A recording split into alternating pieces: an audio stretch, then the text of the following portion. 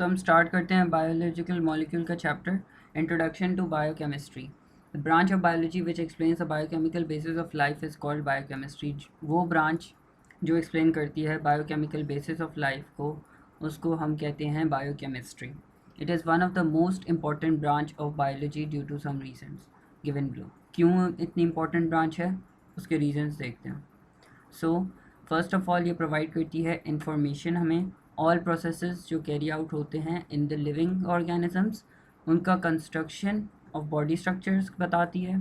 Flow of information nucleus से लेकर specially DNA formation for enzyme synthesis, सही है, ये बताती है। And control of all the mechanisms, ये भी बताती है हमें। It provides information about abnormal mechanisms which lead to diseases. It ultimately opens doors to development of medicines and medicinal equipment to elucidate these abnormalities. यह हमें information देती है ताकि हम एबनॉर्मल मैकेनिज्म को भी देख सकें जो डिजीज़ कॉज करते हैं, और फिर मेडिकल इक्विपमेंट और मेडिसिन बना सकें ताकि ये एबनॉर्मलिटीज़ एलुसिडेट हो सकें। Recent concepts and technologies of biochemistry enable us to investigate and understand most challenging and fundamental problems of biology and medicine. Recent concept और technologies ने हमें और understand करने में help की the challenging and fundamental problems of biology को और medicine को, and how does cells find each other. cells एक दूसरे को कैसे find करके complex organ formation करते हैं. How does the growth of cells control, growth of cells कैसे control होता है. What are the causes of cancer, cancer की causes क्या क्या हैं, and what is the mechanism of memory. Biochemistry is the only branch of science which gives the answers to this question properly. Biochemistry ही वो branch है जो हमें इन questions का answer दे सकती है. As we know that organisms are made up of tissues, सही है, organisms हमें पता है tissues से बने हैं और cells से बने हैं, while cells जो हैं molecules से बने हैं, molecules जो हैं chemically bonded atoms से बने हैं. It means that fundamentally living things जो हैं वो खुद made up of structure which explains the second postulate of cell theory. Second postulate of cell theory ये है कि structure and function of cell are dependent upon their chemical composition. Therefore it is necessary to study the chemical composition. इसीलिए ये necessary है कि हम chemical composition of cell को पढ़ें, उसके reactions जो वो carry down करता है in the cells, और इसको understand करते हुए different structures and metabolism of organism को study करें.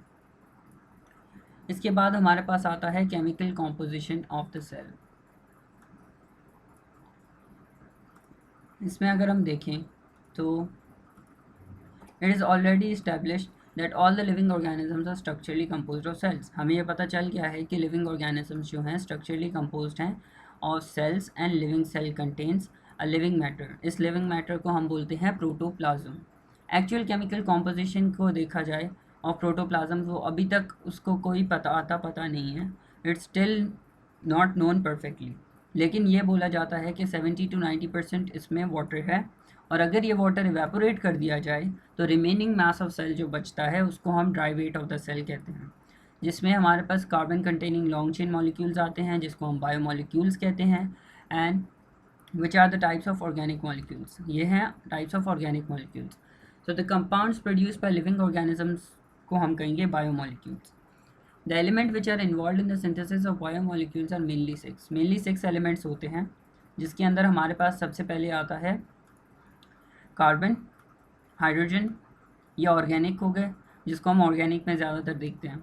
फिर ऑक्सीजन, नाइट्रोजन, इसको ऐसे याद कर सकते हैं, carbon hydrogen, oxygen nitrogen, phosphorus sulphur, दो के पेयर्स में करके याद करें तो ईजी हो जाएगा।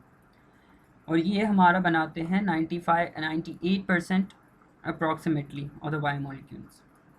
फिर बात आती है कौन से फंडामेंटल टाइप्स ऑफ बायोमॉलिक्यूल्स पाए जाते हैं। बायोमॉलिक्यूल्स को अगर हम देखा जाए डिवाइड कर सकते हैं into following groups according to the variability of the structures and functions in the cells and organisms. First one पे हमारे पास आता है कार्बोहाइड्रेट, फिर है प्रोटीन्स, देन लिपिड्स, उसके बाद nucleic acids, and then conjugated molecules. Biomolecules की बात करें तो कार्बोहाइड्रेट्स के अंदर हमारे पास आता है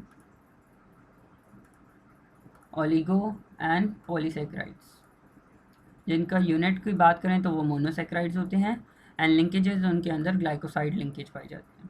प्रोटीन्स के अंदर उनके बेस यूनिट्स अमाइनो एसिड्स और उनमें पेप्टाइड लिंकेज।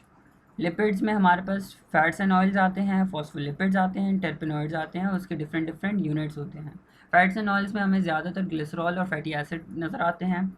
फॉस्फोलिपिड्स के अंदर ज़्यादा ग्लिसरॉल फैटी एसिड के साथ साथ हमें फॉस्फेट और कोलिन भी नज़र आते हैं, जो उसके स्ट्रक्चर में हेल्प करते हैं फॉस्फोलिपिड बाइलेयर में। एंड टर्पेनॉइड्स में हमारे पास आइसोप्रेनॉइड यूनिट्स आते हैं। फैट्स एंड ऑयल्स के अंदर हमारे पास एस्टर लिंकेजेस पाई जाती हैं, फॉस्फोलिपिड्स में ester and carbon carbon linkages होती हैं, जबकि टर्पेनॉइड्स में कार्बन कार्बन लिंकेजेस ज़्यादातर होती हैं। न्यूक्लिक एसिड के देखा जाए तो उसमें हमारे पास आता है डीएनए एंड आरएनए। न्यूक्लियोटाइड्स जो फॉस्फोएस्टर लिंकेजेस रखते हैं, एंड राइबोन्यूक्लियोटाइड्स भी फॉस्फोएस्टर लिंकेज रखते हैं। उसके बाद बात आती है कॉन्जुगेटेड मॉलिक्यूल्स, जिसमें हमारे पास डिफरेंट बायोमॉलिक्यूल्स आ सकते हैं और बहुत सारी डिफरेंट लिंकेजेस आ सकती हैं।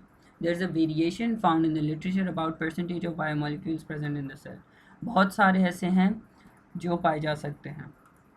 It is because different cells within the same body have different amount of biomolecules. कहीं कुछ सेल्स में डिफरेंट अमाउंट ऑफ बायोमॉलिक्यूल्स पाए जाएंगे। Therefore these values are always taken as an average value. Average value के तौर पर हम इनको लेते हैं और एक सर्टेन सेट किया हुआ है कि उसी एवरेज वैल्यू पर वो ज़्यादातर पाए जाएंगे। Approximate percentage of chemical composition typical bacteria और मैमल सेल की देखी जाए तो वो एज सच स्टेबल हमें नज़र आती हैं। वाटर को देखें तो 70% वाटर है एंड वाटर दोनों के अंदर सेम होता है 70%। फिर प्रोटीन्स बैक्टीरियल सेल में 15%, हमारे मेमिलियन सेल के अंदर 18% होते हैं। कार्बोहाइड्रेट्स 3%, मेमिलियन सेल में 4%, लिपिड्स 2%, मेमिलियन सेल में 3%, डीएनए 1%, हमारे अंदर 0.25%, 6% इन बैक्टीरियल सेल। आरएनए की बात करें तो 1.10 in mammalian cells. Other organic compounds 2% होते हैं एंड इनऑर्गेनिक आयंस 1% होते हैं, जबकि ह्यूमंस के अंदर भी सेम होते हैं। जो सेम है उनको याद करने की ज़रूरत नहीं है, मतलब एक ही सेट याद कर लें, जबकि डिफ्रेंसीशन में जो डिफरेंट वैल्यूज़ आ रही हैं उनको मेमोराइज कर लें। फिर बात आती है synthesis of breakdown of macromolecules polymers. Synthesis of macromolecules polymers condensation reaction से कैसे सिंथेसिस किया जा सकता है इनका, उसमें हम देखेंगे। Molecules which form the structure and carry out activities of the cells are large in size. Large in size होते हैं, highly organized होते हैं, उनको हम macromolecules कहते हैं, which are made up of large number of low molecular weight small molecules or subunits called monomers. Small units को monomers कहते हैं या फिर building blocks. Therefore the macromolecules are also called polymers. Polymers कहते हैं, poly मतलब many and mers मतलब parts. Biomolecules which are mentioned above are all the macromolecules or polymers. या तो सारे मैक्रोमोलिक्यूल्स हैं या फिर पॉलीमर्स हैं। Macromolecule are constructed from monomers by a process that resembles the coupling of a rail cars on to a train. जैसे हम rail के डब्बों को एक साथ जोड़ेंगे ट्रेन के डब्बों को, तो वैसे ही कपलिंग होती है एंड मोनोमर्स से पॉलीमर्स बनते हैं। Basic structure of each group of macromolecule is very similar in all organisms from bacteria to human beings. In this process, monomers are joined together by removing OH from one monomer and H positive from another monomer. So both monomers form a new covalent bond. एक से OH निकलता है, दूसरे से H निकलता है, monomers form करते हैं new covalent bond between them and इस प्रोसेस को joining of two monomers by the removing of water molecule. Dehydration synthesis भी बोला जाता है और कंडेंसेशन भी बोला जाता है। डिहाइड्रेशन सिंथेसिस इसलिए क्योंकि वाटर का रिमूवल हो रहा है और न्यू कंपाउंड सिंथेसाइज हो रहा है। Condensation always takes place by proper enzymes and energy expense. Energy expense की बेसिस पर ही कंडेंसेशन का प्रोसेस होता है।